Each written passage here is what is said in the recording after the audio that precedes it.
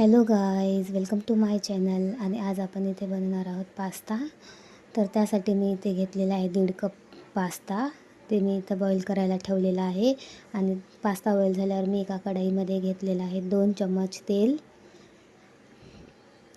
तेल गरम झालं, तेल चांगलं तापवायचं. आणि तेल गरम झालं ना, यामध्ये आपण ॲड करूया एक मध्यम आकाराचा बारीक चिरलेला कांदा.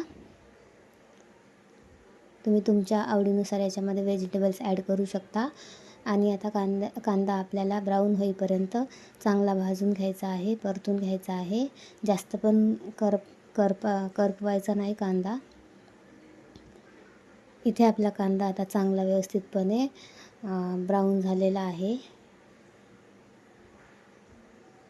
नंतर त्यामध्ये आपण ॲड करूया एक मध्यम आकाराचा बारीक चिरलेला टोमॅटो ॲड करून आपल्याला व्यवस्थितपणे मिक्स करून घ्यायचं आहे.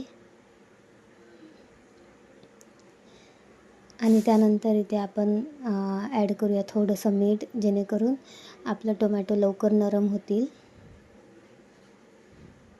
थोडंसं मीठ टाकायचं, कारण आपण ऑलरेडी पास्तामध्ये बॉईल करताना पण मीठ टाकलेलं आहे, त्यामुळं मीठ चवीनुसार टाकायचं.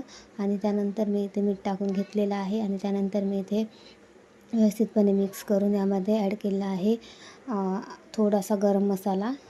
अगदी थोडासा, अर्धा चम्मच गरम मसाला यामध्ये आपण ॲड करायचा आहे.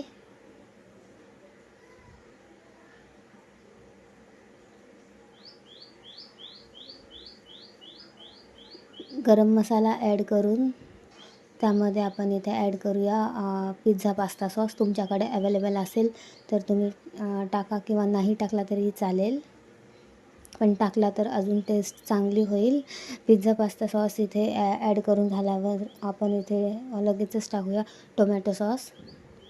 टोमॅटो सॉस असेल तर नक्कीच टाका, कारण याच्याने टेस्ट खूप 2 पट जास्त वाढेल.